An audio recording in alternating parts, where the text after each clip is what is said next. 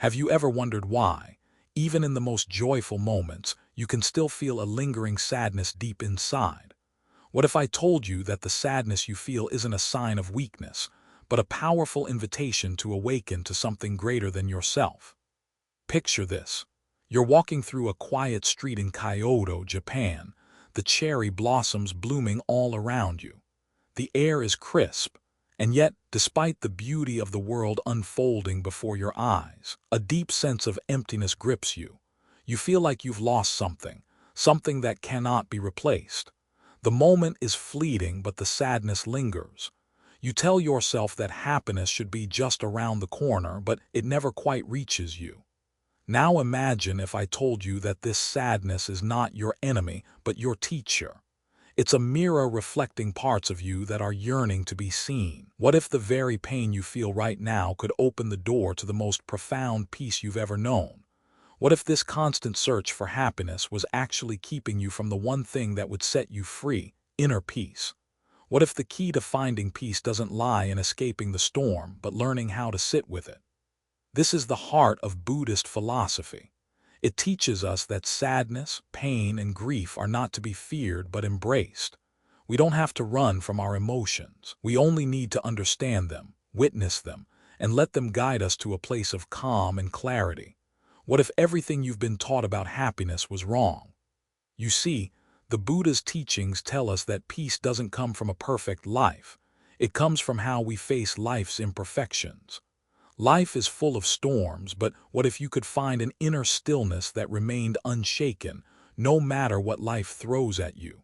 It's time to stop running from your sadness. It's time to learn how to transform it into the source of your strength. Stay with me through this video and let's uncover the truth together.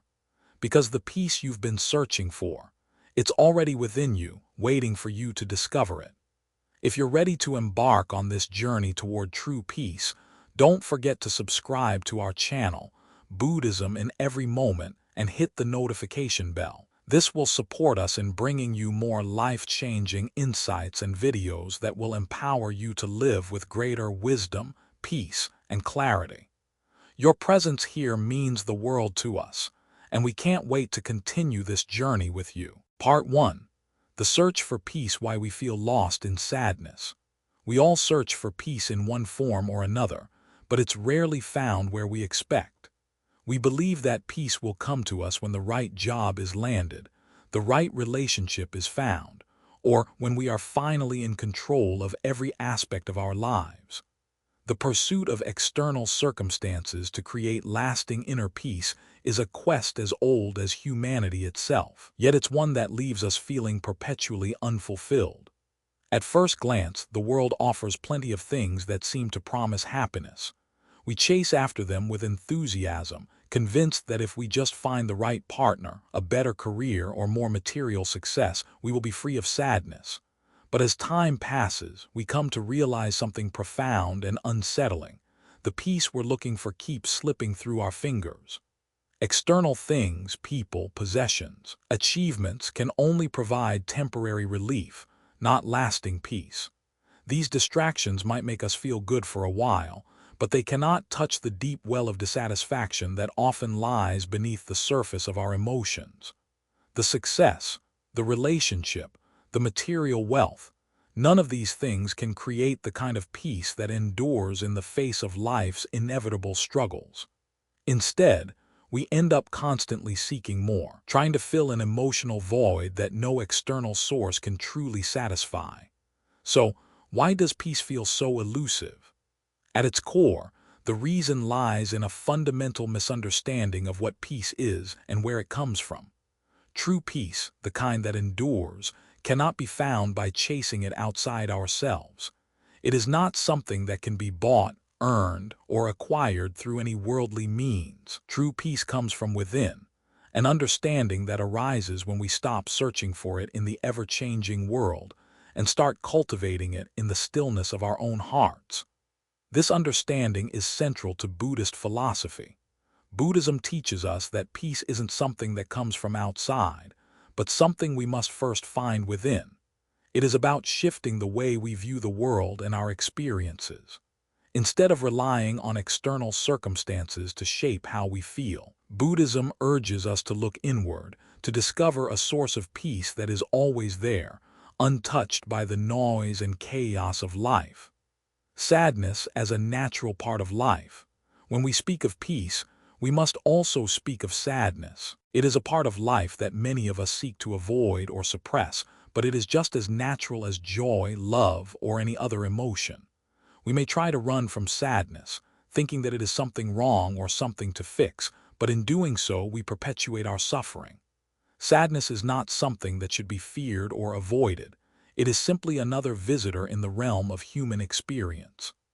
The Buddha once said, "Birth is suffering, aging is suffering, and death is suffering." These words might sound harsh, but they reflect a profound truth. Pain and loss are inevitable aspects of our existence. Sadness is a natural response to the impermanence of life. Things change, people leave, we experience disappointment, our bodies age. But rather than seeing sadness as something to overcome or avoid, Buddhist philosophy invites us to see it as something to embrace.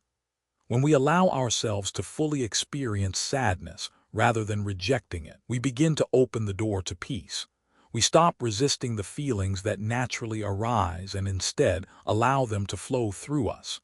In this process, we begin to understand that sadness does not have to control us. It is simply one of the many emotions that make us human.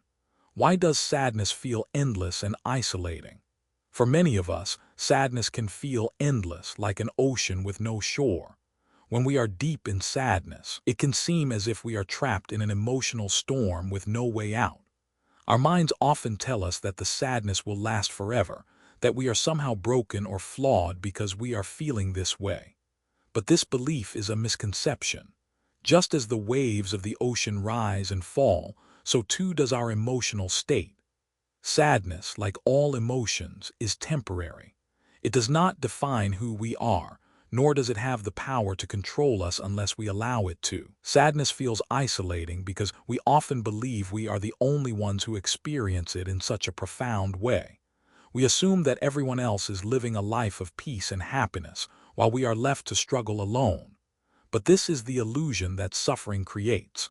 We forget that everyone experiences sadness, pain, and loss in some form. It is the common thread that unites us all as human beings. Transition to Buddhist philosophy. So, what does Buddhism teach about sadness, and how can it help us find peace? Buddhism acknowledges the reality of sadness and suffering, but it also offers a pathway to understanding and transformation. The Buddha teaches that sadness, like all emotions, is impermanent. It arises, stays for a time, and then passes away. The key to transforming our relationship with sadness is to accept its temporary nature and to stop clinging to it as though it were permanent. Buddhism invites us to stop resisting our emotions. Instead of pushing sadness away, we are encouraged to sit with it, to observe it without judgment, and to let it pass naturally. When we do this, we begin to see sadness not as something that defines us, but as something that flows through us. It becomes just one of many emotions that come and go, like clouds in the sky. The first step in finding peace is embracing sadness, rather than resisting it. Once we accept sadness as a natural part of life, we free ourselves from the grip of suffering. We stop identifying with our emotions and begin to see them as passing experiences, not permanent states. In the Buddhist tradition, this practice of acceptance and observation is known as mindfulness. Mindfulness teaches us to be fully present with our emotions without becoming overwhelmed by them.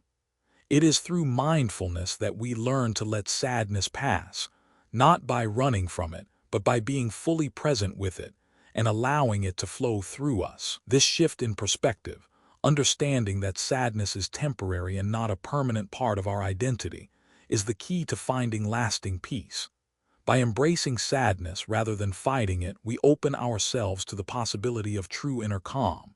And when we do this, we begin to understand that peace was never something we had to search for outside ourselves. It has always been within us, waiting to be discovered. Part 2. Pain is inevitable, but suffering is optional. Life, as we know it, is a constant dance between pleasure and pain, joy and sorrow. Pain is woven into the very fabric of our existence.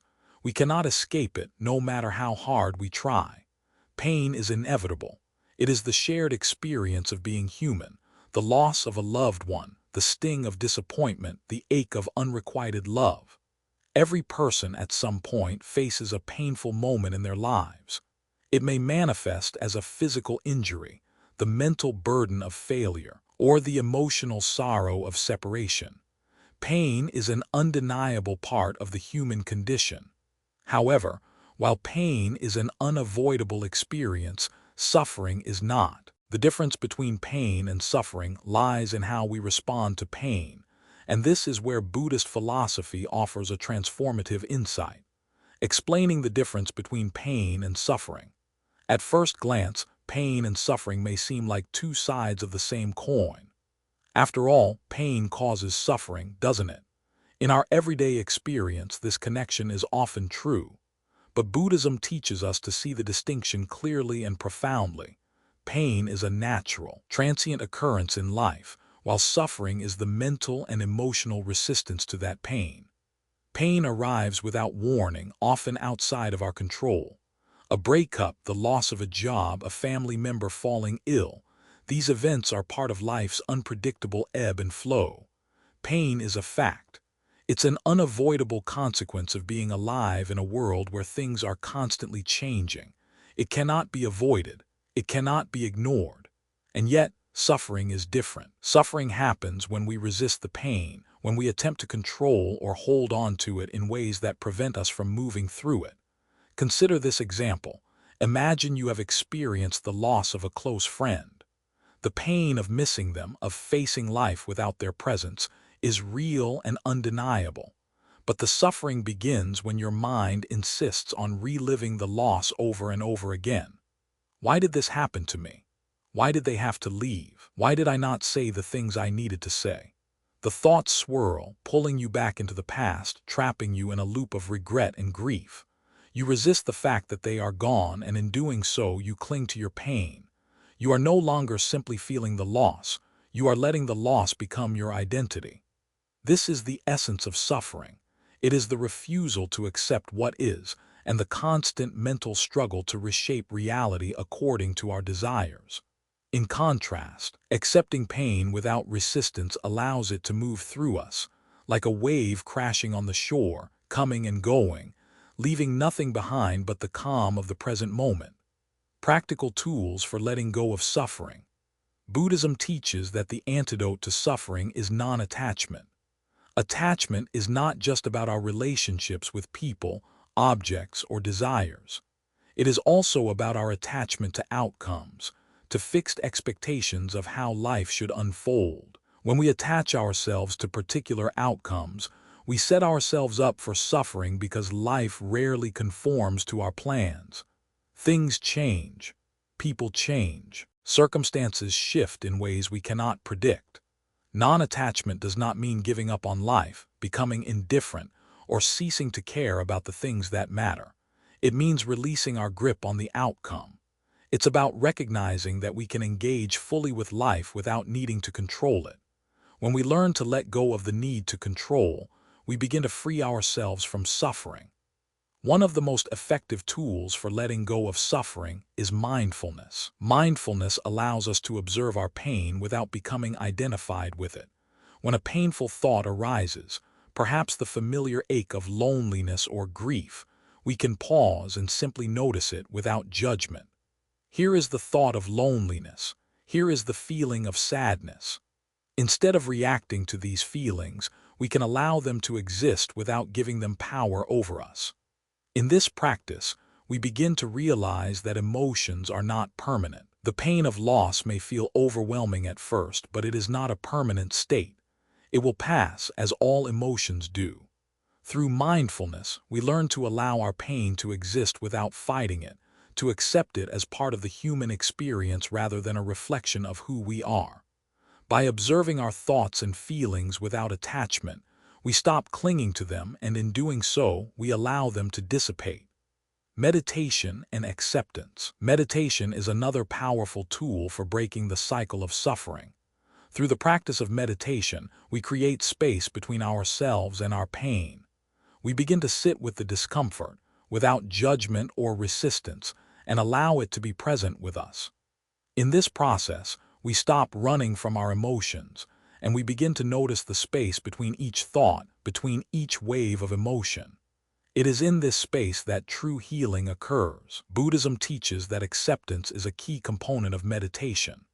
This doesn't mean resigning ourselves to a life of suffering, but rather embracing the impermanence of all things. By accepting the present moment as it is, with all its pain and beauty, we begin to move through life with greater ease. When we meditate, we are not trying to escape our pain, but rather we are embracing it with full awareness. We observe our emotions and thoughts as they arise, not with resistance, but with openness. We let them come and go, just as the waves come and go, knowing that nothing lasts forever. This is the essence of impermanence, understanding that all things, including our emotional states, are temporary.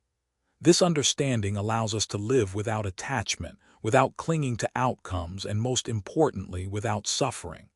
The importance of embracing impermanence in our emotional experiences. At the heart of Buddhism is the concept of impermanence, the understanding that all things are in constant flux. Nothing in life is fixed. People, situations, emotions, they all change. This insight is especially important when it comes to our emotions. When we feel sadness, grief, or despair, it is easy to believe that these emotions will last forever. We become consumed by the belief that we will never find peace again, that our pain is permanent. But impermanence teaches us otherwise. Our emotions are like clouds in the sky. They may be dark and stormy for a while, but they always pass. By accepting the impermanence of our emotional experiences, we stop holding on to them as though they are part of our identity. Sadness becomes not something we must avoid, but something we allow to pass through us. We no longer fight the waves of emotion. We simply ride them, knowing that they will subside. Embracing impermanence is an act of trust. It's trusting that no matter how intense or overwhelming our emotions may feel in the moment, they will not last forever. In this trust, we find freedom. We learn to live with our emotions without letting them define us. We realize that we are not our pain and we are not our suffering. We are simply the awareness that witnesses them, and in this awareness we find peace.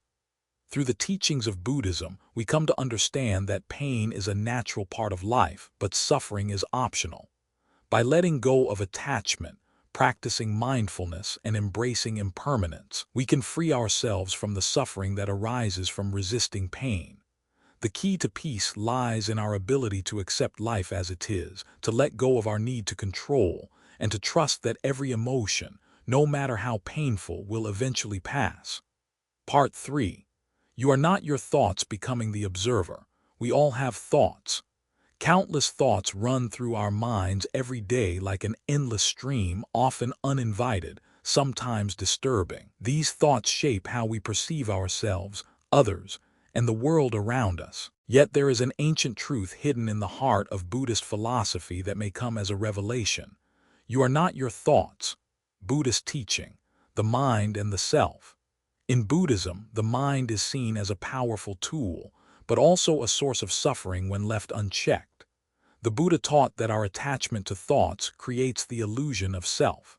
This attachment binds us to a sense of ego and identity that is fragile, fluctuating, and deeply influenced by our thoughts, emotions, and external circumstances. In this sense, the mind becomes the source of much of our pain. The Buddha's insight was profound. We are not our thoughts. Our true essence, according to Buddhist philosophy, is not the transient thoughts that flicker through our minds. Thoughts come and go like clouds passing through the sky, but the sky itself, our true self, remains constant. Our minds are like an ocean where waves of thought arise and fall, but the depths of the ocean, beneath those waves, remain still and untouched. You are that depth. You are the awareness that observes, the silent witness to the fleeting thoughts, emotions, and experiences of life.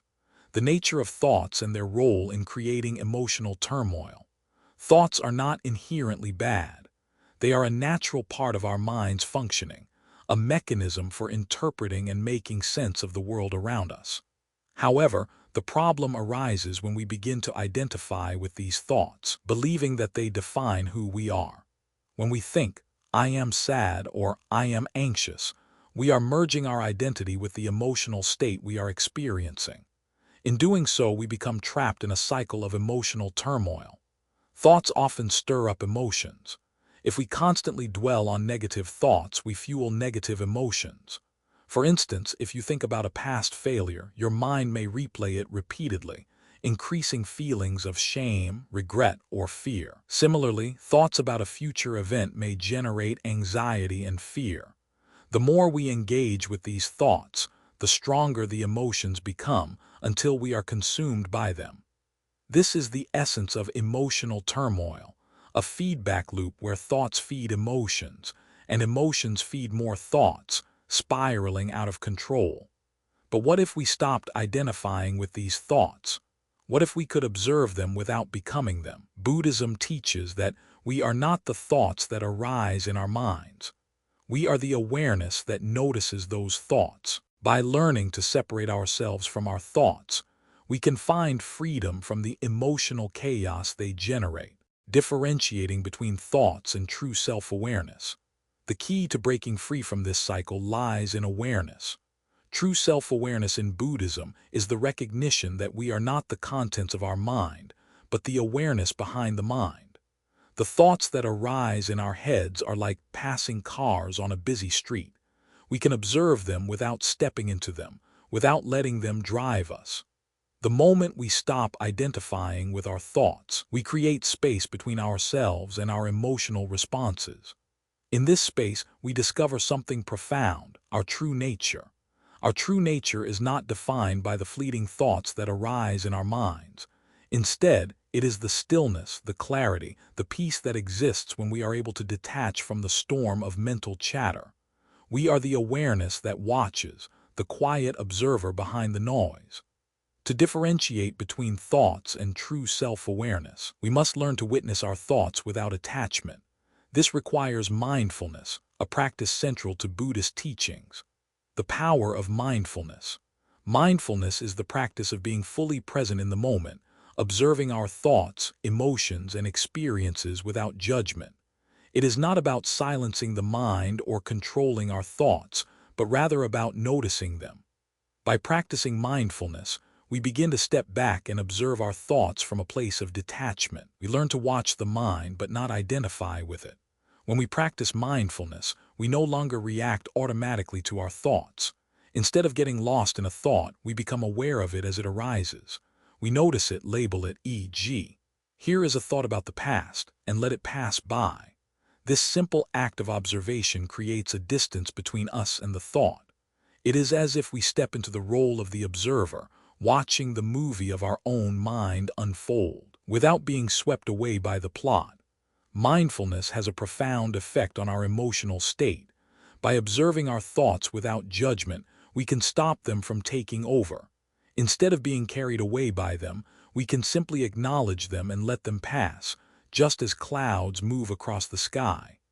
This is the first step in breaking the cycle of suffering, awareness. How practicing mindfulness allows us to witness thoughts without becoming them. Mindfulness trains the mind to detach from the constant stream of thoughts and to become the observer. Let's take an example. Imagine you are feeling sad. A thought arises, "I am sad." Typically, we would identify with that thought and become immersed in the sadness. But through mindfulness, we learn to say, "I am experiencing sadness," rather than "I am sad." This small shift in language makes all the difference. Instead of identifying with the sadness, we see it as something we are experiencing, not something that defines us. This shift in perspective helps us release the grip of our emotions. When we realize that we are the observer, not the emotion itself, we can watch the emotion come and go without being overwhelmed by it. We allow it to arise, fully aware, and then watch it fade. The more we practice this, the more we realize that our emotions are like waves in the ocean. They come and they go, but we are always the vast ocean that remains unchanged. Real-life examples, shifting from "I am sad" to "I am experiencing sadness." Real-life examples of mindfulness can be transformative. Consider someone dealing with a breakup. Initially, the person may think, "I am heartbroken." This thought may lead to deep emotional pain, but through mindfulness they could shift their awareness. "I am experiencing the sensation of heartbreak." In this subtle shift, the person is no longer consumed by the feeling. Instead, they can observe it as an experience, not as their identity. Another example, a person struggling with anxiety about a work presentation. The thought arises, "I am anxious." Mindfulness teaches them to observe that thought with awareness. "I am experiencing anxiety about the presentation." Again, the shift is subtle but powerful. The anxiety is no longer their identity. It is simply something they are experiencing, something that will eventually pass. Breaking free from negative thought patterns. We all have negative thought patterns, those persistent, repetitive thoughts that keep us stuck in a cycle of suffering. These thoughts often revolve around past regrets or future anxieties. The key to breaking free from these patterns is learning to observe them without getting caught in them. To break free from negative thought patterns, we must first acknowledge them. When a negative thought arises, we don't push it away or ignore it. Instead, we observe it with curiosity. Here is a thought about failure. We might say to ourselves, "I see you, but you don't define me." The moment we observe the thought without reacting, we begin to loosen its grip on us. Another way to break free from negative thought patterns is to replace them with more constructive thoughts. For example, if the thought, "I am not good enough," arises, mindfulness allows us to challenge it. "I am doing my best, and that is enough." In this way, mindfulness gives us the space to reframe our thinking and break free from the cycle of negativity. Tips for developing the ability to watch your thoughts and reclaim your peace. To develop the ability to watch your thoughts and reclaim your peace, begin by setting aside time each day for mindfulness practice. Sit in a quiet place, close your eyes, and focus on your breath. As thoughts arise, simply notice them. Label them without judgment, e.g., thought about work, thought about the past, and let them pass. Over time, this practice helps you become more aware of your thoughts throughout the day. Instead of reacting automatically to thoughts, you begin to observe them with detachment. With continued practice, you will find that you are no longer defined by your thoughts. Instead, you become the peaceful observer, watching the thoughts come and go, free from their grip. Mindfulness, like any skill, takes time and patience to develop. But with regular practice, it becomes a powerful tool for creating inner peace. And in this peace, we find the true freedom that comes from understanding that we are not our thoughts. Through mindfulness and the practice of observation, we begin to realize that we are the awareness behind our thoughts, not the thoughts themselves. By learning to observe without attachment, we reclaim our peace, breaking free from the turmoil that our thoughts often create. As we continue on this journey, we become more adept at sitting with our emotions, letting them arise and pass, knowing that we are always the stillness beneath it all. Part 4. The illusion of control, letting life flow naturally. We are all, to some extent, control freaks.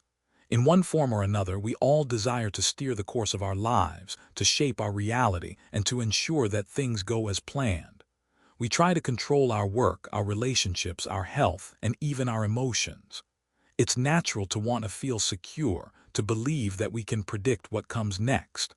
However, this need for control is a double-edged sword, and it is one of the most powerful sources of suffering in our lives. The more we try to control life, the more life slips through our fingers. Buddhism, in its profound simplicity, challenges this fundamental assumption about life. It teaches us that the pursuit of control is not only futile, but it is also the root cause of much of our inner conflict. We are not meant to control life, we are meant to flow with it. The Buddhist view on control.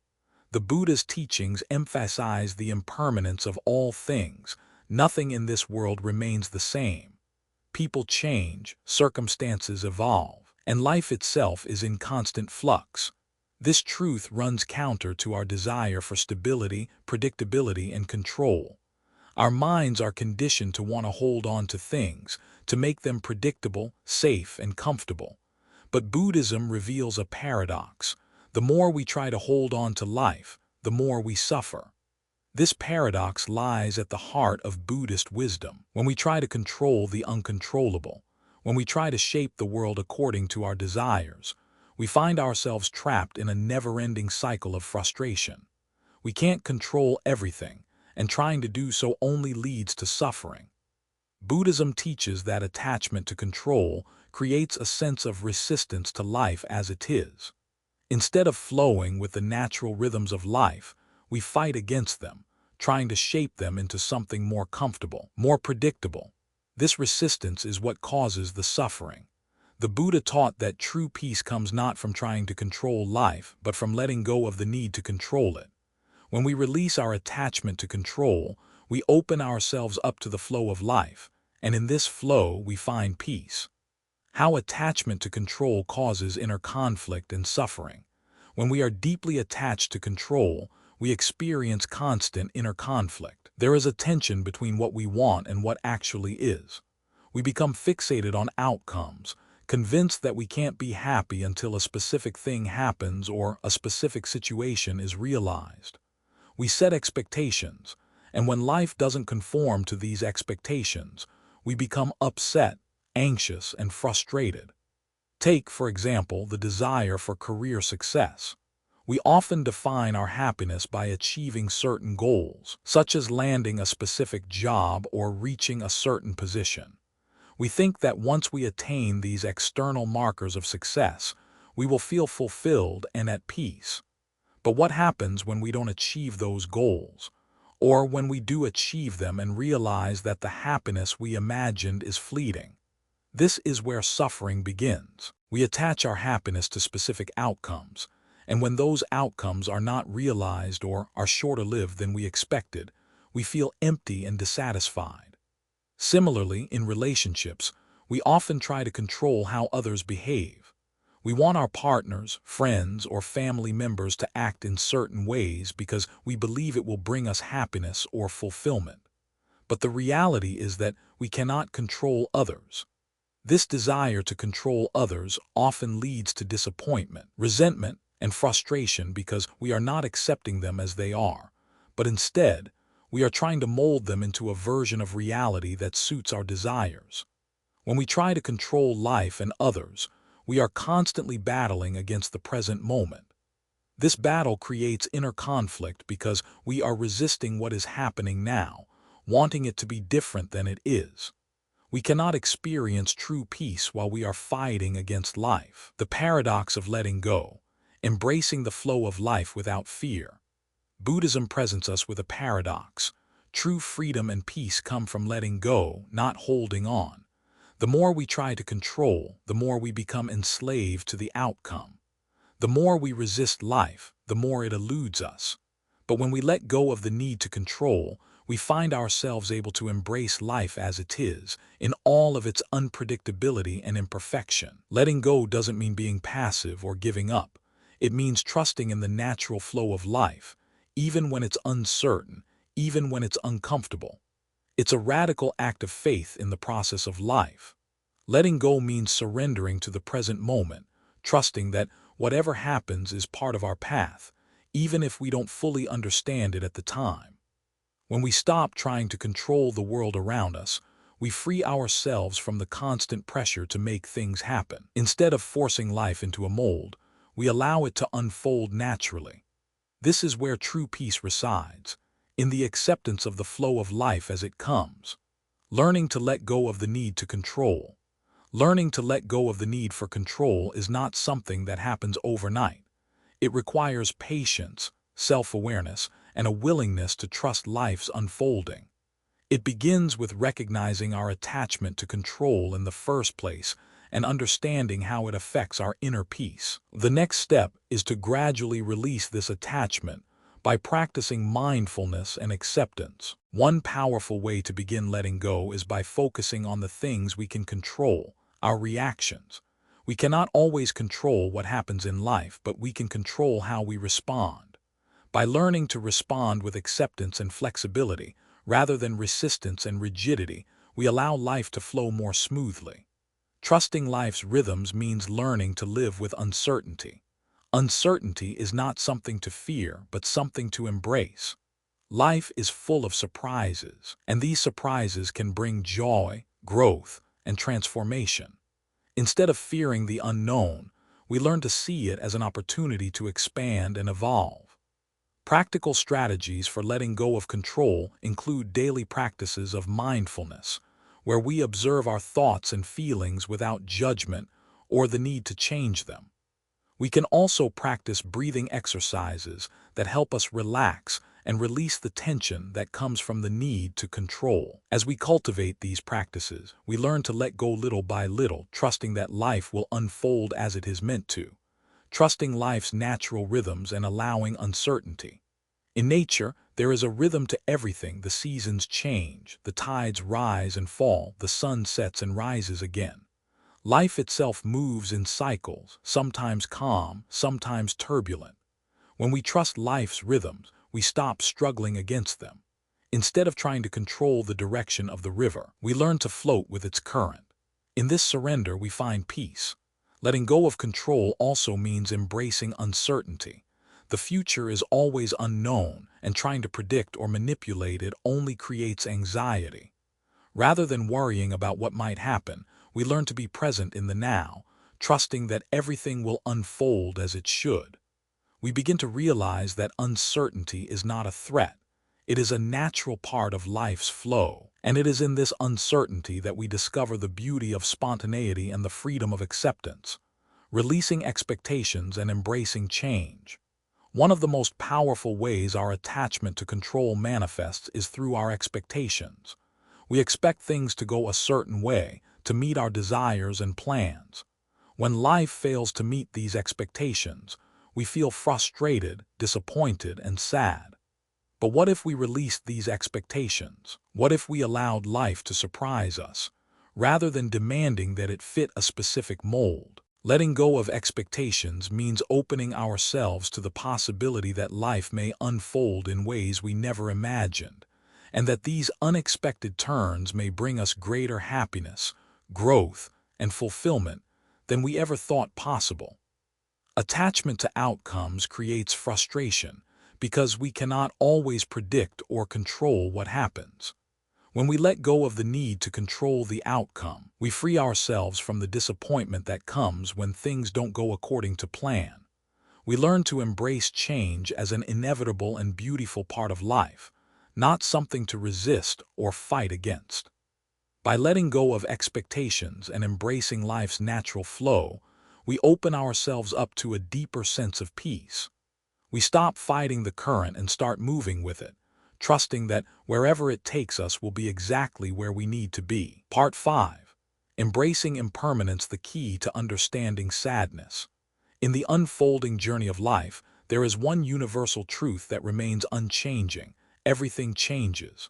Our experiences, our emotions, the people we love, and even our own selves are all in a constant state of flux. This reality, though uncomfortable at times, is what Buddhism refers to as impermanence. Impermanence is the very nature of existence, the idea that all things are temporary, nothing, not even the most profound moments of joy or pain, lasts forever. In a world where we desperately seek stability, this teaching can feel like a profound contradiction. We seek permanence in love, success, and happiness, but the truth is that everything in life is subject to change. It is not only the good moments that are fleeting. The pain, sorrow, and suffering we experience are also impermanent. And yet, it is precisely by embracing impermanence that we can find peace. The nature of impermanence in Buddhism. Buddhism teaches that all things, whether material or emotional, are impermanent. This impermanence is not something to fear. It is the essence of life itself. The Buddha compared life to a river, constantly flowing, never the same from one moment to the next. What we perceive as solid and unchanging is in fact constantly shifting. This insight is central to Buddhist philosophy, as it allows us to recognize the transitory nature of everything in our lives, including our pain. Emotional pain, like everything else, is temporary. When we are going through difficult times, whether it's the loss of a loved one, a breakup, or a deep personal failure, it often feels as though the pain will never end. We become consumed by the belief that our suffering defines us, that it will last forever. However, the truth is that pain, like all emotions, is transient. It comes, it stays for a while, and eventually it fades away. The concept of impermanence helps us to understand that nothing is fixed, not the joy we experience, and certainly not the sadness. When we accept the impermanence of our emotions, we are better able to navigate life's inevitable changes without becoming overwhelmed by them. When we realize that sadness is not permanent, it loses its power over us. We no longer feel trapped in our emotions. Instead, we understand that they are part of the flow of life, here today, gone tomorrow. Why everything in life is temporary and how that relates to emotional pain. Life's fleeting nature is not just about the joy or beauty that surrounds us. It is also about the pain we experience. We often think of sadness, grief, or heartbreak as permanent states, as if they will define us forever. But in truth, emotions are temporary.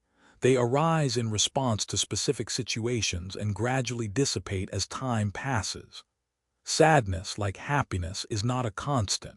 It is a wave that rises, crests, and falls, returning us to a state of stillness once it has passed. The belief that pain is permanent is what perpetuates our suffering. When we believe that our pain will never end, we cling to it.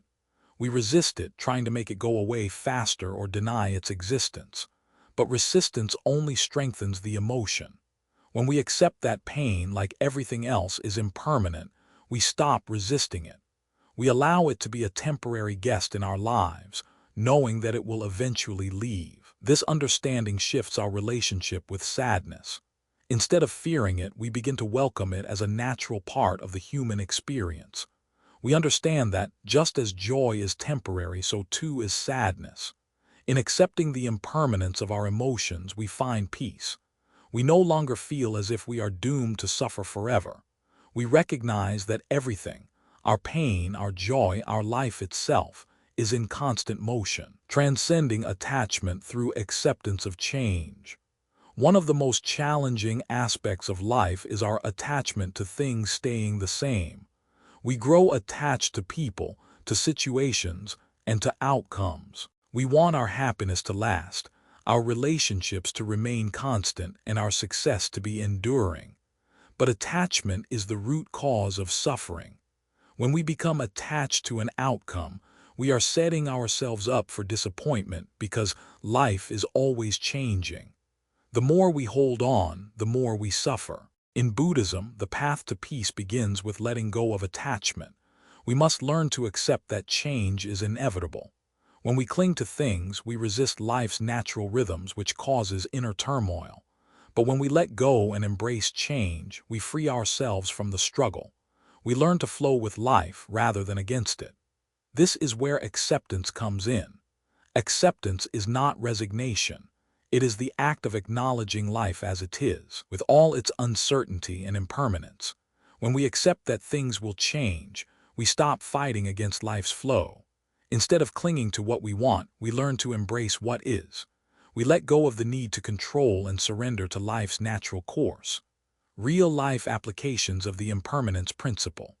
One of the most profound applications of the impermanence principle is in dealing with loss. Whether it's the death of a loved one, the end of a relationship, or the loss of a job, we often struggle with the idea that we will never be the same again. But accepting the impermanence of life allows us to see loss as part of the cycle of change, not as something that defines us permanently. For example, after the death of a loved one, many people feel as though the grief will never end. They may wonder, how can I ever move on from this? But in accepting that grief, like all emotions, is impermanent, they begin to find peace. They understand that while they will never forget their loved one, the intense pain they feel now will not last forever. Time will heal the wound, and although the loss will always be a part of them, it will not consume them. Similarly, in a career change, many people experience the fear of starting over. They may feel uncertain or anxious about the future, but by embracing the impermanence of their situation, they realize that this period of change is temporary. The discomfort of transition will pass, and new opportunities will emerge. When we accept change, we open ourselves up to new possibilities. Case studies of individuals who found peace by accepting life's natural cycles. Throughout history, countless individuals have found peace by embracing life's natural cycles. One such example is the story of a woman named Anne, who faced the loss of her husband after many years of marriage.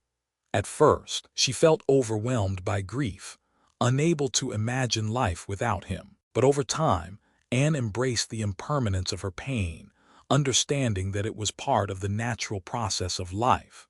Through this acceptance, she was able to heal. Anne began to focus on the present moment, embracing the memories of her husband without allowing them to define her future. She realized that although she would always miss him, her life was not over.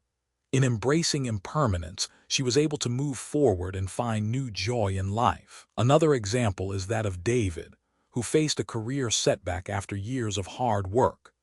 Initially, he was consumed by disappointment and fear, unsure of what his future held. But as he began to practice mindfulness and acceptance, he realized that his career, like all things, was in a constant state of change. He embraced the impermanence of his situation, which allowed him to let go of his attachment to the outcome and open himself to new possibilities. By accepting the change, he was able to reinvent himself and find a new path that brought him greater fulfillment. Living in the present moment. The key to embracing impermanence and finding peace lies in living in the present moment.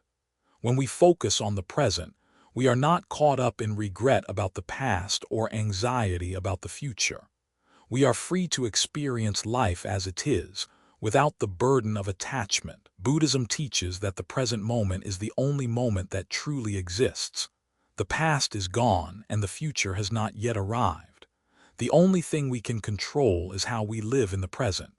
When we embrace the present moment, we stop worrying about what could happen or what has already happened.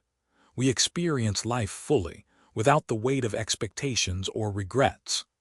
By living in the present, we open ourselves to the peace that is always available. When we stop fighting against the flow of life and start accepting each moment as it is, we find ourselves more in tune with the natural cycles of existence. We stop clinging to the past and stop fearing the future. In this acceptance, we find true freedom. In embracing impermanence, we find the key to understanding and transcending our emotional pain. Life is always changing, and by accepting this, we stop resisting what is. In accepting change, we free ourselves from the suffering of attachment, and in this freedom we find peace. Part 6.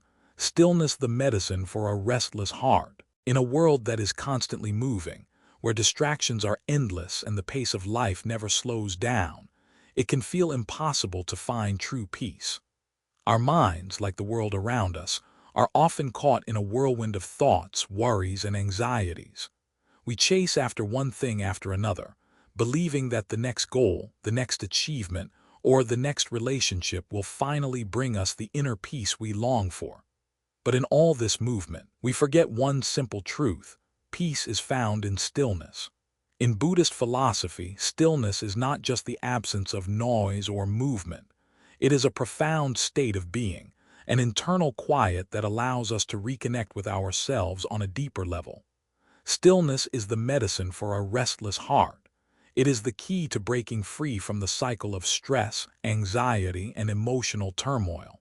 Through stillness, we are able to hear the quiet whispers of our inner wisdom and find balance amid the chaos of the world. The power of stillness in Buddhism. Buddhism teaches that stillness is not merely a passive state of being. It is a powerful, active practice that helps us to disengage from the noise of the world and the constant chatter of the mind. In stillness, we find clarity. We find peace. In stillness, we return to our true nature. The Buddha often spoke of the importance of cultivating stillness through meditation. He understood that the mind, when left unchecked, can easily become a source of suffering. It is restless, constantly jumping from thought to thought, from memory to fantasy, from worry to desire. But when we still the mind, we create a space where we can observe our thoughts without becoming them. This allows us to regain control over our emotional responses and regain balance in our lives. In Buddhism, stillness is the path to liberation. It is the practice of quieting the distractions of the world so that we can listen to the wisdom within. When we embrace stillness, we allow ourselves to connect with the essence of who we are, not the labels, not the roles we play, but the deep, unshakable peace that lies beneath the surface of our daily lives. Stillness is where we find the truth of our being. The role of meditation and quiet reflection in achieving emotional balance. Meditation is one of the most powerful tools for cultivating stillness. Through meditation, we learn to quiet the mind and to be present with whatever arises, thoughts, emotions, or sensations, without judgment or attachment. Meditation provides us with the space to simply observe without reacting to whatever comes up. This practice of non-reactivity is the essence of emotional balance. When we meditate, we learn to embrace stillness in its purest form. We sit in silence, focusing on our breath, and as thoughts arise, we simply notice them and let them go. We do not judge ourselves for thinking. We do not try to push away the thoughts that arise. Instead, we simply allow them to pass through us like clouds drifting across a clear sky. This practice of quiet observation helps us to detach from our thoughts and emotions, preventing them from overtaking us. In the stillness of meditation, we begin to recognize the impermanence of our thoughts and feelings. We understand that they are temporary and do not define us. This realization brings emotional balance, as we no longer allow our emotions to control us. Instead, we cultivate the ability to remain calm and centered, no matter what thoughts or feelings arise. Meditation is the practice that leads us back to ourselves, to the quiet, peaceful center that exists within all of us. Understanding how stillness allows us to reconnect with our true self. In our fast-paced lives, it is easy to lose sight of who we truly are. We become consumed by the demands of the outside world, work, relationships, responsibilities, and in doing so, we forget the deep, quiet essence of our being. Stillness is the antidote to this disconnection. When we create moments of stillness, we allow ourselves to step back from the busyness of life and reconnect with our true self. In stillness, we are reminded that we are not the roles we play or the achievements we have. We are not the external labels or the stories we tell ourselves. We are the awareness that observes these things. Buddhism teaches that our true nature is pure, untouched by the turmoil of the world. It is only through stillness that we can reconnect with this true self. The more we cultivate stillness, the more we come to understand that we are not defined by our thoughts, emotions, or circumstances. We are, at our core, peace itself. When we make stillness a regular practice, we begin to feel a deep sense of inner contentment. We no longer need external validation or approval because we are at peace with who we are. In this stillness, we remember that we are enough just as we are. Practical exercises for cultivating inner peace. Cultivating stillness and inner peace doesn't require hours of meditation or special training. It begins with small, simple practices that can be integrated into our daily lives. Here are some practical exercises for bringing stillness into your life. Mindful breathing. Find a quiet place to sit and focus on your breath. Close your eyes and take slow, deep breaths. As you inhale, feel the air filling your lungs, and as you exhale, release any tension in your body. Each breath brings you closer to the present moment. Allow yourself to focus only on your breath, letting go of any distracting thoughts or worries. Body scan meditation. This simple practice involves mentally scanning your body from head to toe, paying attention to any areas of tension or discomfort. As you notice these sensations, breathe into them and release the tension. This exercise helps you become more aware of your body and the present moment. Gratitude practice. Each day, take a few moments to reflect on the things you are grateful for. This simple practice shifts your focus from what is lacking in your life to what is abundant. It helps cultivate a sense of contentment and stillness, even in the midst of busy days. Walking meditation. Go for a slow, mindful walk in nature or in a quiet place. Pay attention to each step you take, the movement of your body, and the sensations in your feet. This practice helps you connect with your body and the present moment, creating a sense of stillness amidst the activity of life. Silence. Set aside time each day to sit in silence. Turn off the distractions of the outside world, your phone, your computer, your television, and simply be. Allow yourself to sit in quiet, not doing anything, just being with yourself. In this silence, you may find that the mind slows down, and the peace that lies within you becomes more accessible. The paradox of healing through presence. In our modern world, we are conditioned to run away from discomfort. We try to fix everything, to solve every problem, and to control our emotions. We fear stillness because it requires us to face what we are feeling, and often, what we are feeling is uncomfortable. However, the paradox is that it is only by staying with our emotions, by allowing ourselves to fully feel them, that we can heal. In Buddhism, there is a powerful teaching. The only way out of suffering is through it. This means that instead of avoiding or suppressing our emotions, we must fully experience them. By staying present with our sadness, anger, or fear, we allow those emotions to move through us. When we sit with our emotions without judgment or resistance, we allow them to transform.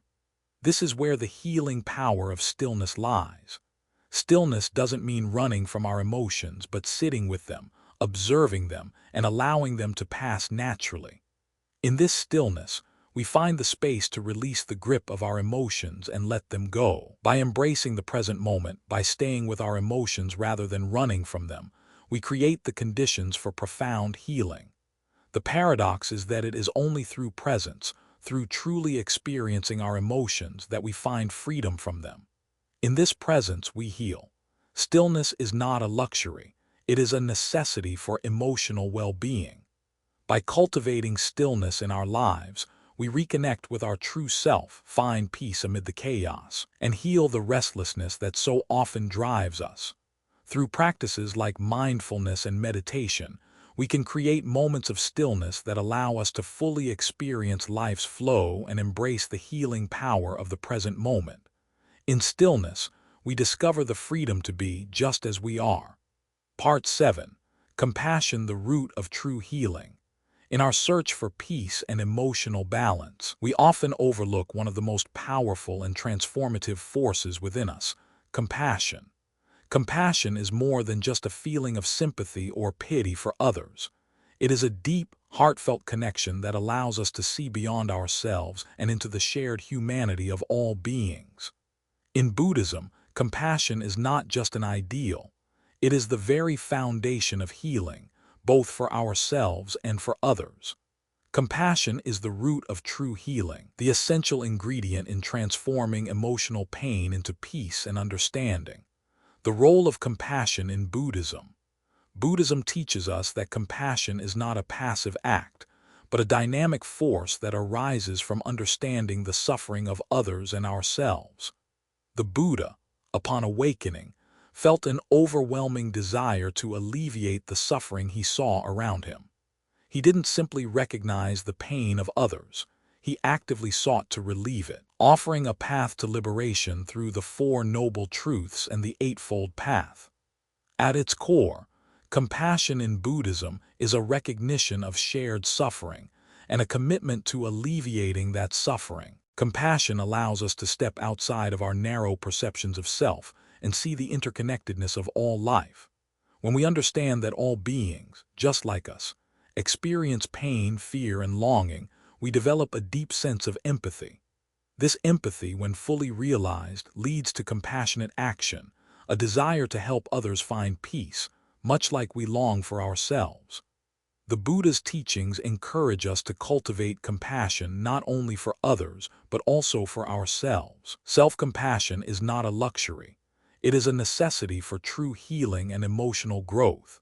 It is through the practice of self-compassion that we begin to break free from the cycle of self-judgment, shame, and guilt that often accompanies emotional pain. Only by accepting ourselves with kindness and understanding can we begin to heal our wounds and transform our suffering into wisdom. Cultivating compassion for oneself as the foundation of healing sadness. When we experience sadness or emotional pain, our first instinct may be to reject or suppress those feelings. We often criticize ourselves for feeling weak or vulnerable, thinking that somehow our sadness is a reflection of our inadequacy. But Buddhism teaches us a different approach, embracing our emotions with compassion rather than judgment. Cultivating self-compassion means offering ourselves the same kindness, care, and understanding that we would extend to a dear friend or loved one in times of distress. When sadness arises, instead of berating ourselves or wishing the feeling away, we can acknowledge the pain without self-criticism. We can say to ourselves, "It's okay to feel this way. I am not broken. I am simply going through a human experience." This shift in mindset is profound because it breaks the cycle of self-blame and opens the door to healing. When we approach our pain with compassion, we create space for our emotions to be fully experienced without becoming overwhelmed by them. Self-compassion teaches us that it is okay to be imperfect and that our sadness does not define who we are. We are not our emotions. We are the compassionate observer, allowing the feelings to arise and pass without judgment. Compassion as a powerful tool for transforming emotional pain. Self-compassion has the incredible power to transform emotional pain. When we treat ourselves with compassion, we shift the energy of our pain from something we want to avoid into something we can learn from and integrate. Instead of resisting or running from our pain, compassion allows us to embrace it with openness and tenderness. This doesn't mean we like the pain or want it to stay. It simply means we accept its presence and recognize its role in our growth. In Buddhist teachings, there is a concept known as the noble truth of suffering, the idea that suffering is an inescapable part of life. But within this truth lies another important lesson. Suffering is not the end of the story. It is the beginning of transformation. Compassion enables us to transform suffering into wisdom, to see it as an opportunity to cultivate strength, resilience, and understanding. When we apply compassion to our pain, we shift our relationship with suffering.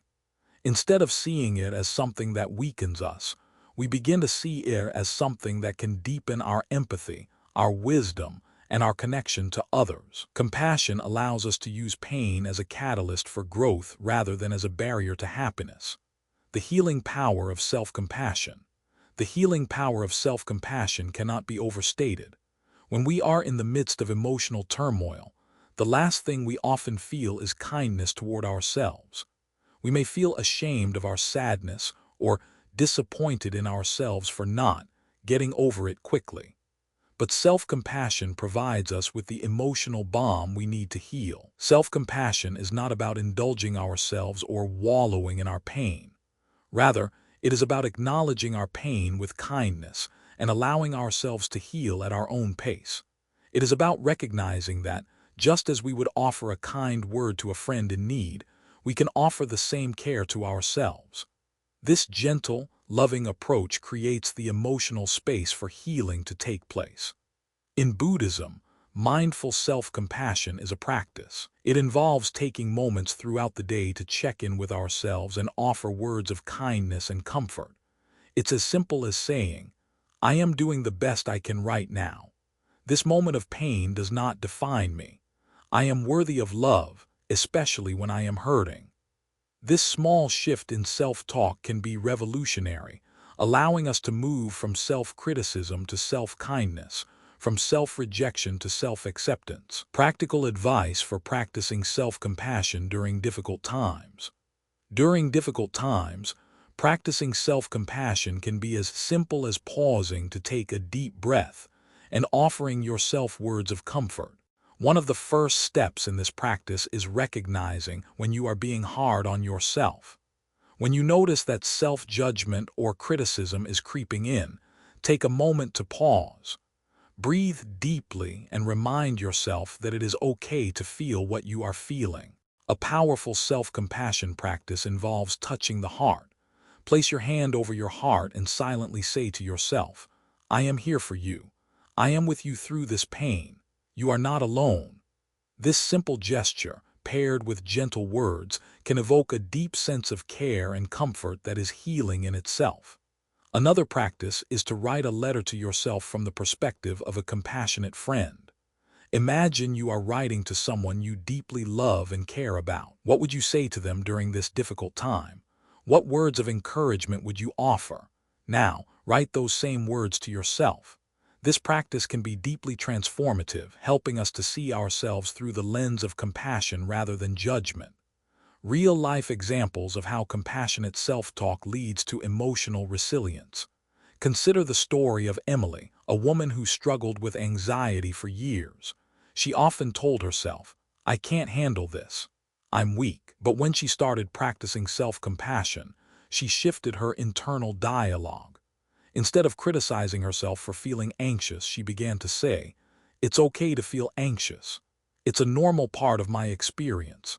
I am doing the best I can, and that is enough." Over time, this shift in self-talk helped Emily build emotional resilience. She learned to face her anxiety without shame, embracing it with the understanding that it was temporary and did not define her. Another example is John, who faced depression after the end of a long-term relationship. For a while, he felt isolated and hopeless, believing that he would never recover. However, he began to practice self-compassion by allowing himself to mourn and expressing kindness toward his pain. He would often say, "It's okay to grieve. I am worthy of love and I will heal in my own time." Over time, this practice allowed John to move through his grief without judgment, and eventually, he emerged stronger, more compassionate toward himself and others, extending compassion to others. Compassion does not stop with ourselves, it extends outward to others. When we practice compassion for ourselves, we naturally extend it to others. This creates a ripple effect, spreading peace and healing to the people around us. Buddhism teaches that all beings are interconnected. When we show compassion to others, we are showing compassion to ourselves, because we are all part of the same web of existence. Practicing compassion for others not only helps them, but it also deepens our own sense of peace and fulfillment. The more we give, the more we receive.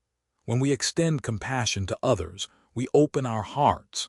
We stop seeing people as separate from ourselves and begin to recognize that their pain, like ours, is a part of the human experience.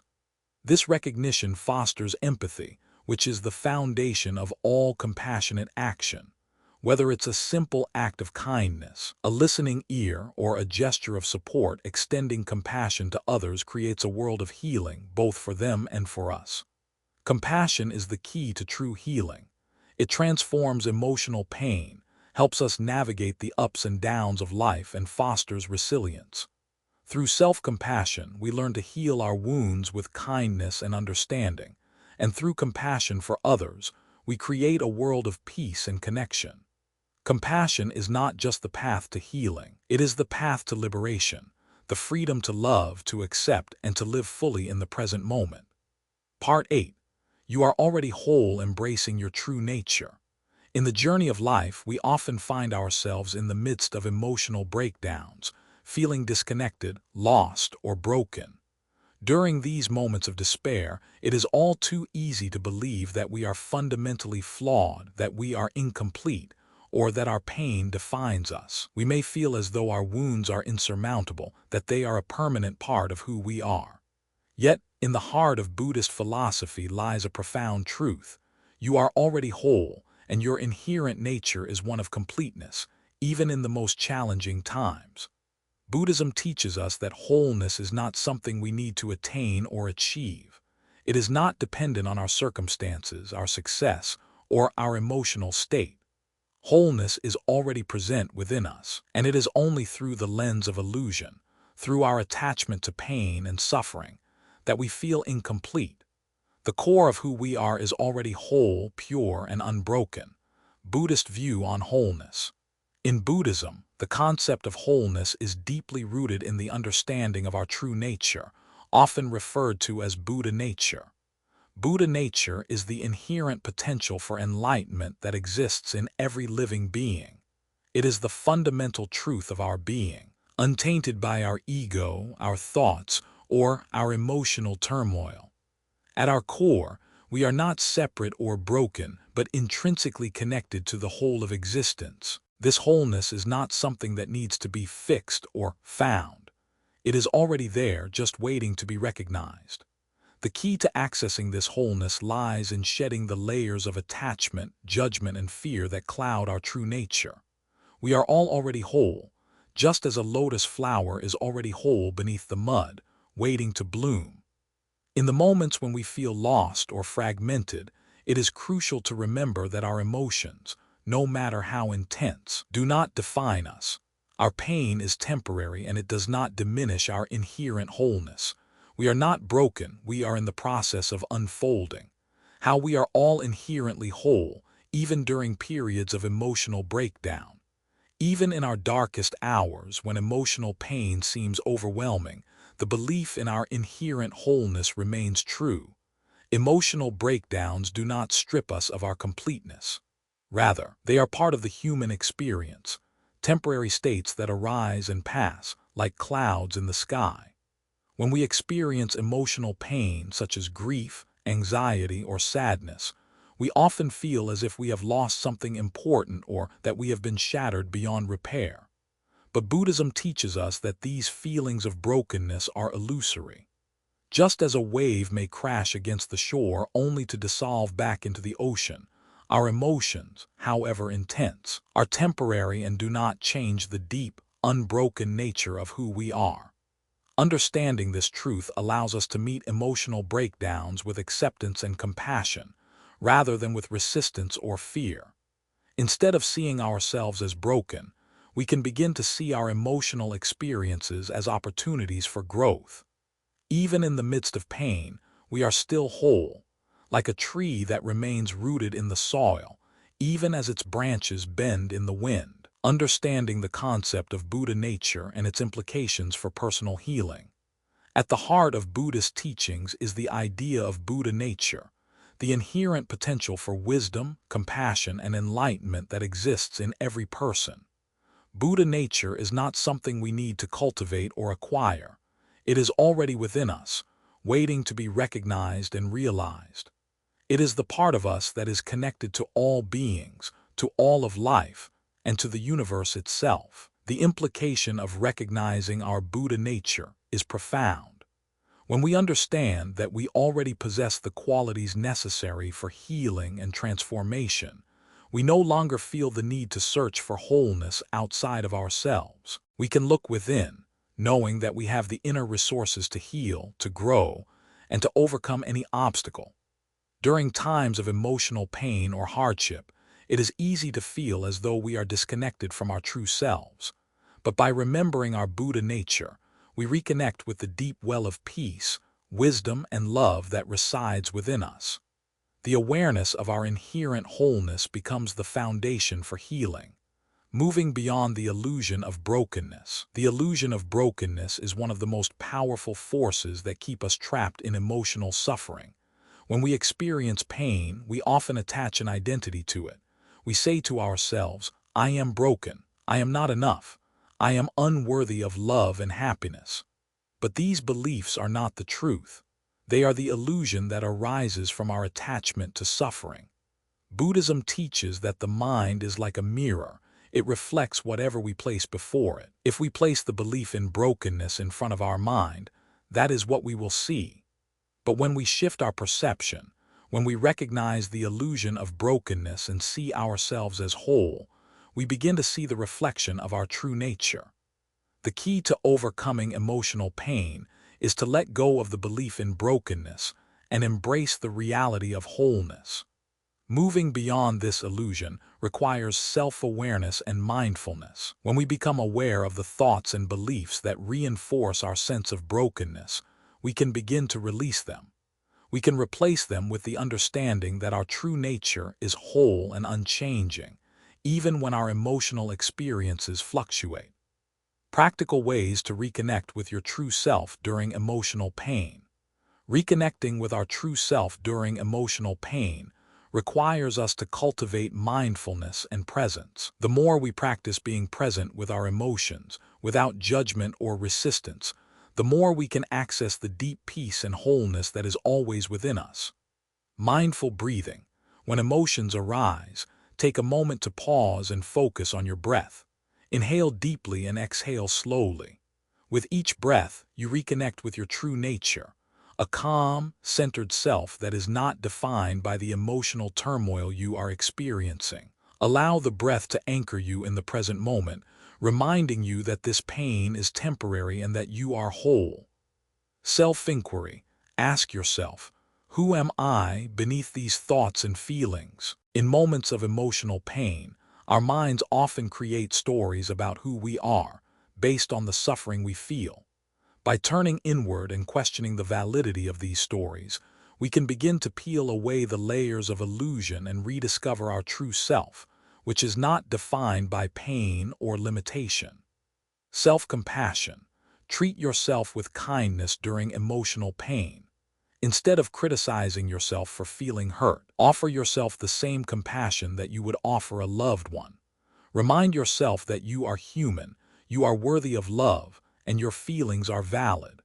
By practicing self-compassion, you begin to heal the wounds of the past and reconnect with your wholeness, transforming the experience of sadness into an opportunity for spiritual growth. Every emotional experience, even sadness, carries the potential for growth. When we approach sadness with mindfulness and compassion, we begin to see it not as an obstacle but as a stepping stone on the path of spiritual development. Sadness, like all emotions, can be a teacher. It can show us what we value, what we fear, and what we need to let go of. Buddhism teaches that suffering is the gateway to enlightenment. In our moments of pain, we are offered the opportunity to transcend our attachments and beliefs. Sadness can serve as the catalyst for spiritual growth, allowing us to deepen our understanding of ourselves and the world around us. It encourages us to move beyond the illusion of brokenness and reconnect with the truth of our wholeness. By embracing sadness as a natural part of life, we free ourselves from the fear of emotional pain. We begin to see that emotions, no matter how difficult, are temporary, and that we are capable of experiencing peace even in the midst of hardship. This shift in perspective allows us to grow spiritually, as we learn to navigate life's challenges with greater wisdom, compassion, and understanding. The healing journey, from brokenness to wholeness. The healing journey is not linear. It is a process of returning to our true nature, shedding the illusions of brokenness and embracing the fullness of our being. Wholeness is not something to be gained, but something to be recognized.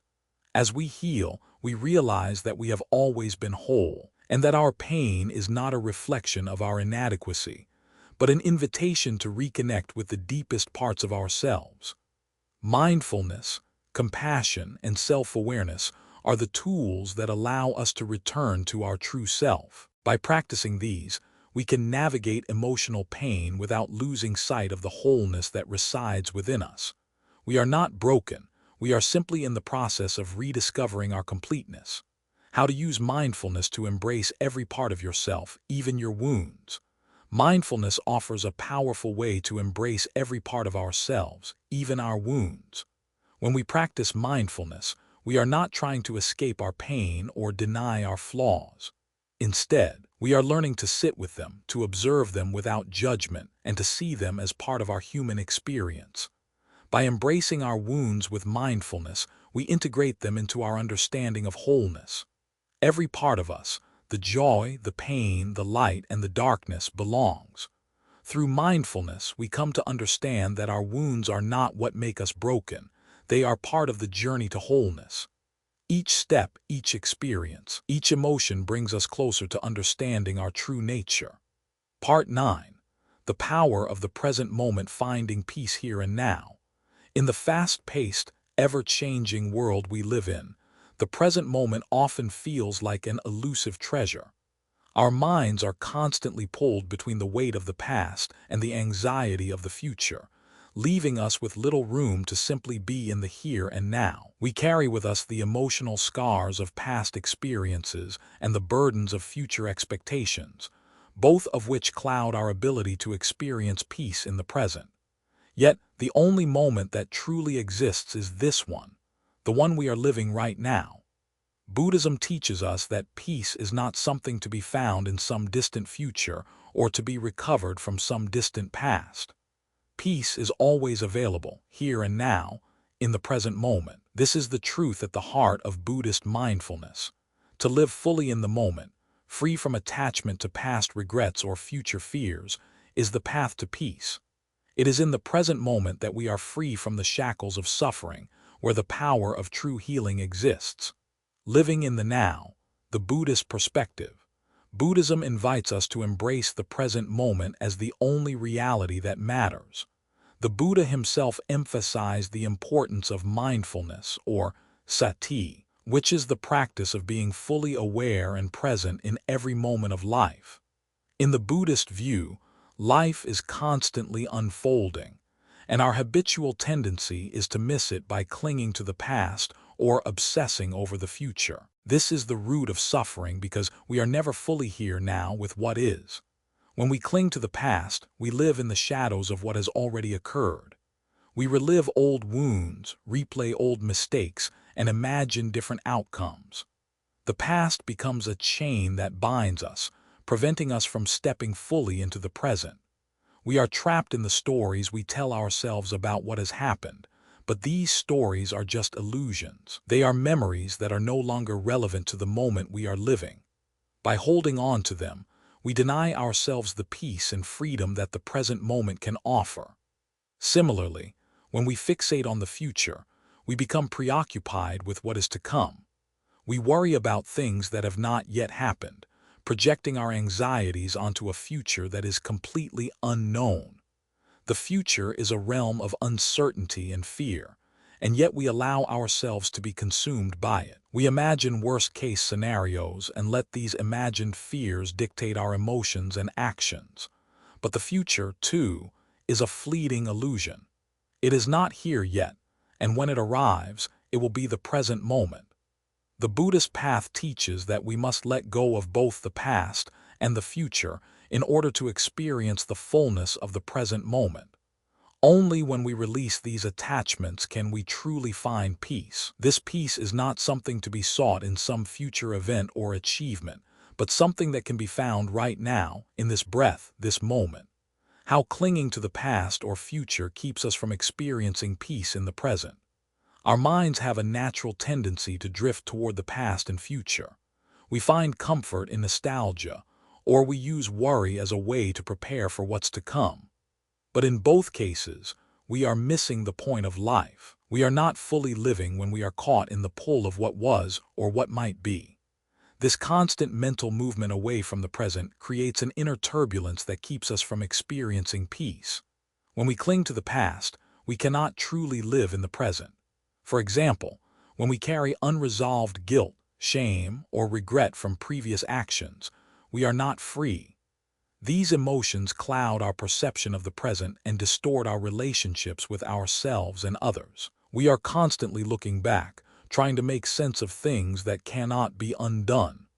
This attachment to the past weighs heavily on us, and it creates emotional stagnation. Similarly, when we focus on the future, we often build stories in our minds about what will happen. We dream of success, imagine failure, and fear the unknown. But none of this is real yet. We are projecting our thoughts onto a future that has yet to unfold. The more we worry about the future, the more we rob ourselves of the beauty and peace available to us right now. By letting go of both past and future, we free ourselves from the mental prisons of regret and fear. We can finally breathe deeply, fully, and allow ourselves to experience life exactly as it is in this moment. This is where peace resides, not in what has been or what may come, but in the truth of now. The importance of presence in overcoming sadness and cultivating peace. Sadness is a natural part of the human experience, and it is inevitable that we will all encounter it at different times in our lives. However, when we are consumed by sadness, it can feel like we are trapped in it, unable to escape its grip. But by focusing on the present moment, we create space for sadness to exist without it overtaking us. When we are present, we allow our emotions to be what they are without resistance. We don't try to avoid or deny sadness, but we simply acknowledge it and let it move through us. Presence allows us to sit with our sadness without being overwhelmed by it. Instead of pushing it away or clinging to it, we make room for it in the here and now. In this space, we can find peace in the midst of sadness. We stop seeing sadness as something we need to get rid of and begin to see it as a natural, temporary part of life's flow. By staying present, we experience the fullness of sadness without becoming consumed by it. We understand that sadness, like all emotions, is impermanent. It will pass, just as joy does, just as every emotion does. The key to overcoming sadness lies in our ability to remain present with it, to fully experience it without running from it or trying to push it away. This is the paradox. By embracing sadness and allowing it to be here, we transform it. The sadness becomes an opportunity for growth, for deeper connection to ourselves and to the world around us. Mindfulness in action. Mindfulness is the practice that brings us back to the present moment, over and over again. It is not a one-time event, but a lifelong journey of coming home to the here and now. Mindfulness helps us break the habit of living in the past or future. It teaches us to be present with whatever is happening in the moment, whether it's pleasant, painful, or neutral. One of the simplest yet most powerful mindfulness practices is the act of breathing. By focusing on our breath, we anchor ourselves in the present moment. When we breathe deeply and slowly, we allow ourselves to feel the life force moving through us, reminding us that we are here, right now. Mindfulness of the breath is the practice of being fully aware of each inhale and exhale. It is an invitation to be fully present, to engage with life as it is happening. Another powerful mindfulness practice is observing our thoughts and emotions without judgment. When we notice that our mind has wandered to the past or future, we gently guide it back to the present. Instead of judging ourselves for having these thoughts, we simply acknowledge them and return to the present moment. This practice trains the mind to stay in the here and now, to let go of attachments to what was or what might be. Daily practices for staying grounded in the present moment, especially during moments of sadness. The present moment is always available to us, but it is easy to lose touch with it, especially when we are experiencing emotional pain. When sadness strikes, it can feel like we are consumed by it, swept away in a tide of thoughts and emotions. But mindfulness offers us tools to stay grounded. Breathing exercises. Take a few minutes each day to sit quietly and focus on your breath.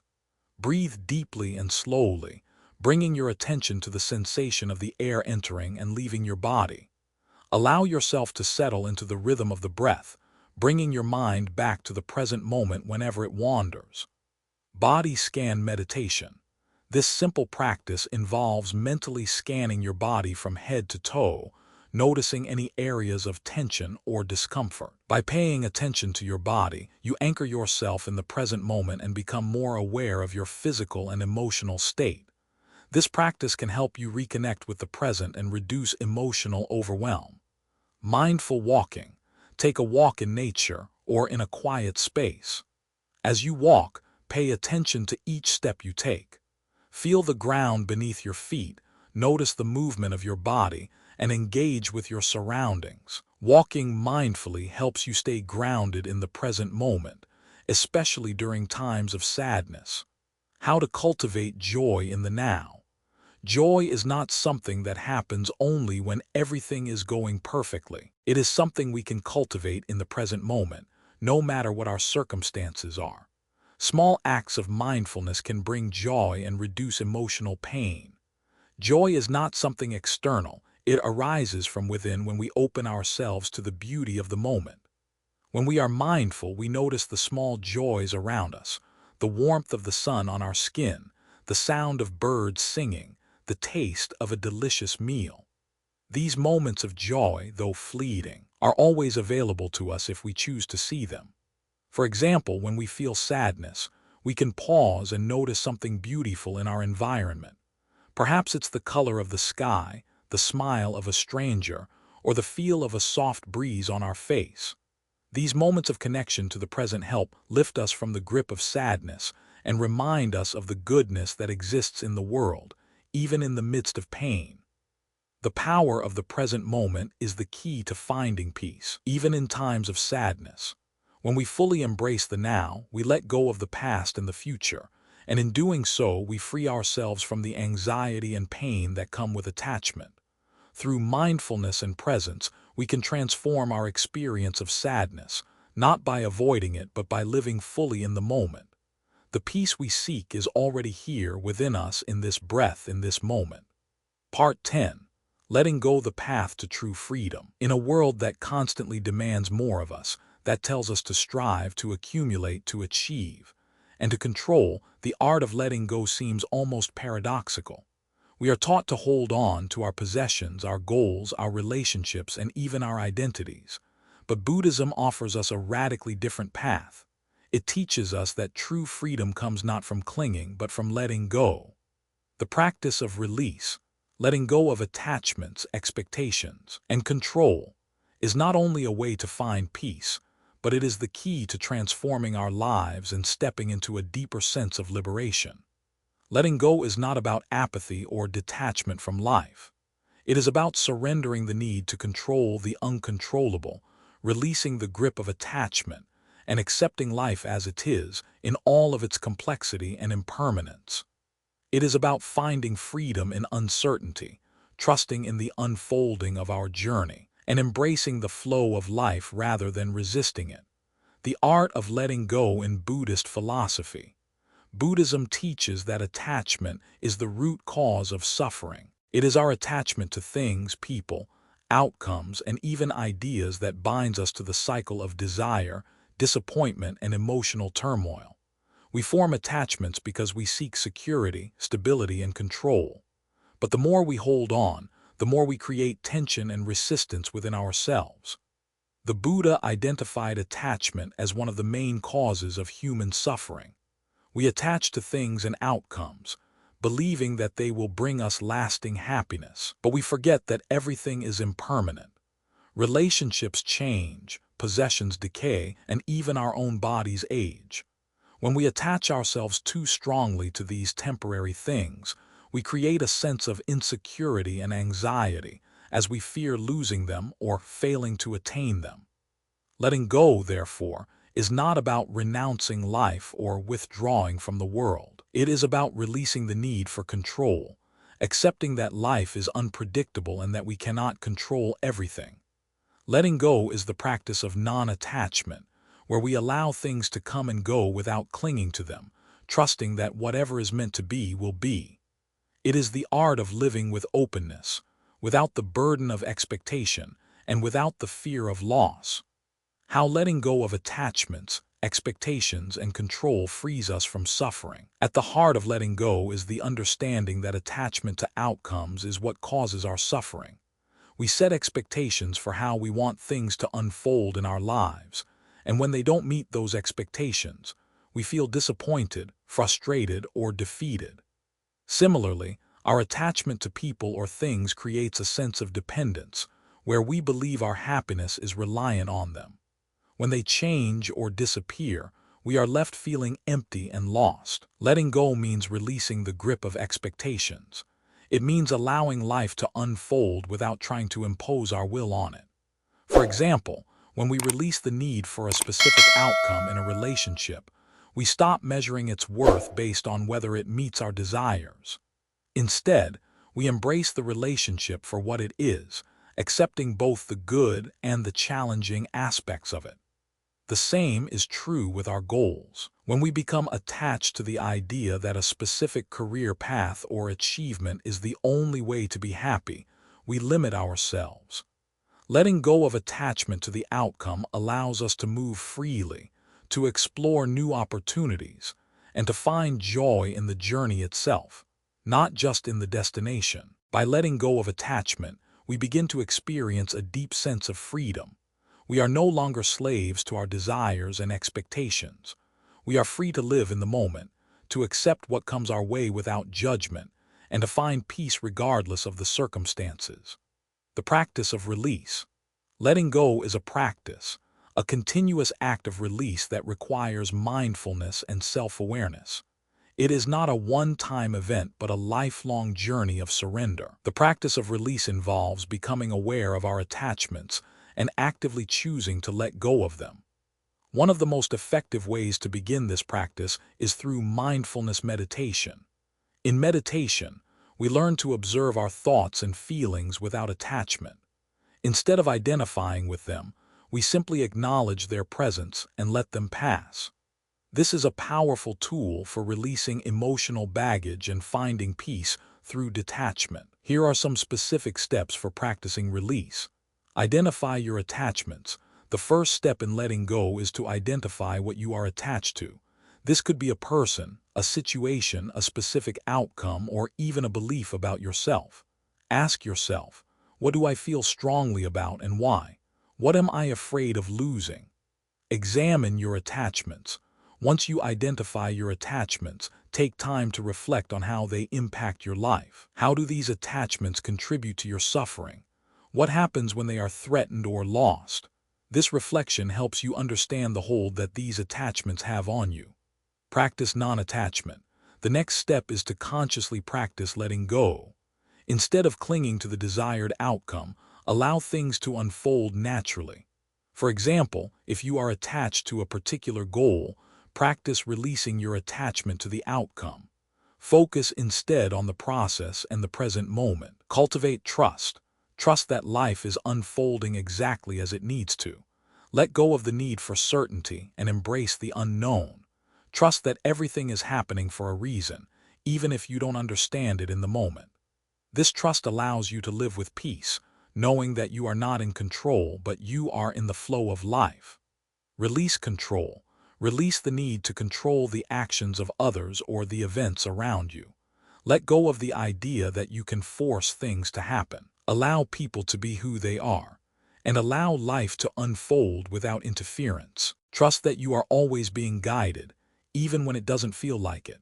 Stories of people who transformed their lives by letting go of past hurts. There are countless stories of people who have found peace and freedom through the practice of letting go. One such story is that of Sarah, who carried the burden of a broken childhood. She was deeply attached to the pain of her past, believing that her past mistakes and unresolved hurts defined her. She often found herself trapped in a cycle of self-pity, guilt, and regret. One day, after years of suffering, Sarah came across the teachings of Buddhism, which emphasized letting go of the past. At first, this concept seemed impossible to her. How could she just forget the pain she had experienced? But as she continued to practice mindfulness and meditation, she began to see the truth. She was not her past. The pain was real, but it was not her identity. Sarah chose to release her attachment to the past, to forgive herself, and to accept that the only way forward was to let go. In doing so, she transformed her life. She no longer carried the weight of past hurts with her. Instead, she embraced the present moment, allowing herself to heal and grow. Sarah's story is a testament to the power of release. By letting go of the past, she found the freedom to live fully in the present. The freedom found in surrender. The ultimate freedom comes from surrendering to life's flow, not from trying to control or manipulate it. Surrender does not mean giving up or becoming passive. It means releasing the need to control every outcome and trusting that life will guide you to exactly where you need to be. True freedom is found in embracing uncertainty, in letting go of expectations, and in trusting that life's natural unfolding will bring you exactly what you need, even if it doesn't look like what you initially imagined. Freedom is not the absence of challenges, but the ability to meet those challenges with an open heart and a peaceful mind. When we surrender to the flow of life, we no longer fight against it. Instead, we learn to dance with it, to move with the changes, and to find peace in the impermanence of everything. This is the ultimate freedom, the freedom to be in the moment, to trust in the process, and to release the need for control, embracing the uncertainty of life and trusting in the natural unfolding of your journey. Life is uncertain. No matter how much we plan or try to control the future, we cannot predict what will happen. But in this uncertainty lies our greatest opportunity for growth. By embracing the unknown, we open ourselves up to possibilities that we could never have imagined. We release the tight grip of expectation and allow life to surprise us with its beauty and wisdom. Trusting in the natural unfolding of your journey is a radical act of faith. It requires surrendering to the present moment and letting go of the need for certainty. When we trust life, we are free to move through it with grace and ease, knowing that everything is unfolding as it should. Letting go is not a one-time act. It is a continual practice, a way of living that frees us from the cycle of attachment and suffering. Through release, we find the peace that comes with surrendering to the flow of life. When we let go, we stop fighting against life's natural rhythms, and in this surrender, we discover true freedom. Throughout the journey we've taken in this exploration of Buddhist philosophy, we have uncovered profound insights that challenge our conventional understanding of peace, suffering, and the nature of our emotional experiences. In a world that constantly demands more from us, more achievement, more control, more validation, we often find ourselves lost in the relentless pursuit of happiness, only to realize that the more we chase, the further we seem to drift from true contentment. The teachings of Buddhism, however, offer us an entirely different path, one that doesn't require us to constantly strive for external success, but instead teaches us to look inward, to embrace the impermanence of life, and to let go of the attachments that bind us to suffering. Understanding the nature of suffering and letting go. One of the most important lessons that we have explored is the concept that pain is inevitable, but suffering is optional. Pain, as a natural part of life, arises from many sources: loss, disappointment, failure, and heartache. These are experiences that we cannot escape, no matter how hard we try. But suffering, which often feels like the unshakable companion to pain, is something we have the power to transcend. Suffering arises from our attachment to outcomes, our resistance to the present moment, and our unwillingness to accept life as it is. The Buddha's teachings guide us to recognize that it is not the pain itself that keeps us trapped, but our mental resistance and attachment to that pain. By practicing mindfulness, by letting go of our attachment to expectations, and by embracing the impermanence of all things, we can release the grip of suffering and find inner peace. This theme has been woven throughout the journey, learning to understand that emotions, even sadness, are temporary. They arise, they stay for a while, and they fade away. When we stop identifying with our emotions as our identity, we allow them to pass through us without being overwhelmed. This is the practice of mindfulness, the act of becoming the observer of our thoughts and emotions rather than being consumed by them. The healing power of compassion. We've also seen that compassion is the root of true healing. Not only compassion for others, but also for ourselves. In times of emotional pain, we often treat ourselves harshly, blaming ourselves for feeling vulnerable or weak.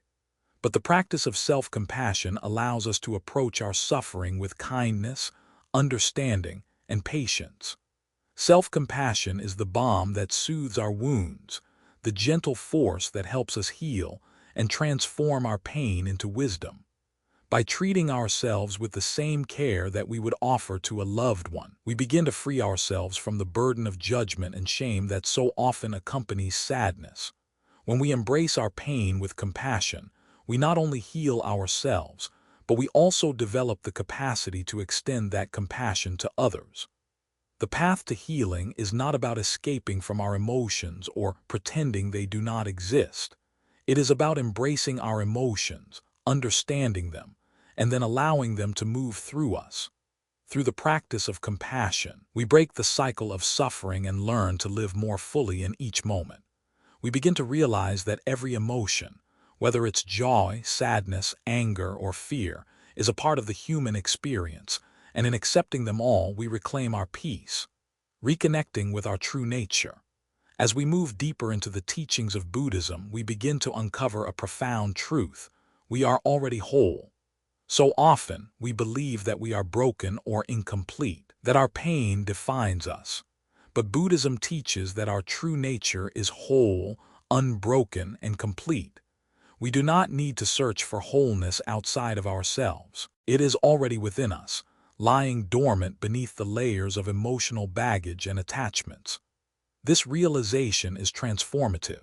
It frees us from the belief that we need to fix ourselves or become someone else in order to be worthy of peace. Our true nature is pure, and it is only through letting go of the false beliefs and attachments that cloud our vision that we can reconnect with this inherent wholeness. We are not defined by our pain, our past, or our failures. We are defined by our capacity to love, to grow, and to be present in the moment. Embracing our true nature allows us to let go of the illusion of brokenness and step into the fullness of who we truly are, living in the present moment. The core of Buddhist teachings is the practice of living in the present moment. The past is gone, and the future is uncertain. The only moment that truly exists is now. So much of our suffering comes from our attachment to the past or our anxiety about the future. We get caught up in the what-ifs and the could-haves, and in doing so, we miss the beauty and peace of the present moment. Mindfulness helps us break free from this cycle of regret and worry. By focusing on the here and now, we begin to experience life as it is, without judgment or expectation. We learn to appreciate the simplicity of the present, whether it's the feeling of our breath, the sound of the wind, or the smile of a loved one. In the present moment, we find the peace we've been seeking all along. By embracing the power of the present moment, we let go of the need to control, to predict, and to plan. We begin to trust that everything is unfolding as it should, and that whatever comes, we have the strength to meet it. The present moment becomes a source of peace and freedom, where we are not trapped by the weight of the past or the uncertainty of the future. The path to true freedom, letting go of attachments. Ultimately, true freedom comes from letting go of our attachment to outcomes, to people, and to our own desires is the key to liberation. It is the practice of surrendering to life as it is, without resistance. By releasing our attachment to control, we open ourselves to the natural flow of life, trusting that the universe will guide us exactly where we need to go. This doesn't mean giving up on our dreams or desires, but it means letting go of the need to control how things unfold. It is about trusting that everything we need will come in its own time. Letting go is the practice of accepting life's impermanence, understanding that everything, including our pain, is temporary. It is the ability to live in the flow of life without trying to hold on to any one moment, knowing that each moment is as fleeting as the next. The practice of release is ongoing. It requires us to consistently check in with ourselves, to ask whether we are holding on to anything that no longer serves us. Whether it's an old wound, a relationship that no longer nourishes us, or an expectation that is causing unnecessary stress, letting go is about creating space for something new, space for growth, peace, and transformation. Stories of transformation through letting go. Countless stories throughout history demonstrate the profound power of letting go. One of the most powerful stories is that of a man named Alex, who, after the death of his wife, was consumed by grief and guilt. For years, he carried the weight of regret, wondering if he could have done more, said more, or loved more. His attachment to his grief kept him stuck in the past, unable to move forward. But one day, through a series of encounters with Buddhist teachings, Alex came to understand that his grief was rooted in his attachment to the past. He began the practice of letting go of his guilt, his regret, and his need to control the outcome of his life. By releasing his attachment to his suffering, Alex was able to heal and find peace. He realized that his wife's death did not define him. His ability to love, to grow, and to live fully in the present did. Similarly, Rachel, a successful career woman, found herself in a perpetual cycle of anxiety. She clung to her career success as her only source of worth, always striving for more. But when her job became unfulfilling, she realized that her attachment to achievement had caused her unhappiness. Letting go of her need to prove herself and her attachment to success allowed her to find a more meaningful and peaceful life. She began to embrace her true self, free from the pressure of external expectations, and found joy in simple moments of connection with others. The final lesson: finding peace through letting go. The journey of letting go is not an easy one, but it is the path to true freedom. When we release our attachments, we create space for peace, joy, and new opportunities. Letting go does not mean giving up. It means surrendering to the flow of life, trusting that whatever comes is for our highest good. It is the practice of living fully in the present moment, free from the burdens of the past and the uncertainties of the future. By embracing the teachings of Buddhism, we learn that true peace is found not in the accumulation of possessions or accomplishments, but in the art of release. The more we let go, the more we free ourselves from suffering and open ourselves to the beauty and peace that life has to offer. What are your thoughts on letting go and surrendering to life's flow? How have you experienced freedom in your own life through the practice of release? Share your thoughts in the comments below. Let's continue this conversation together.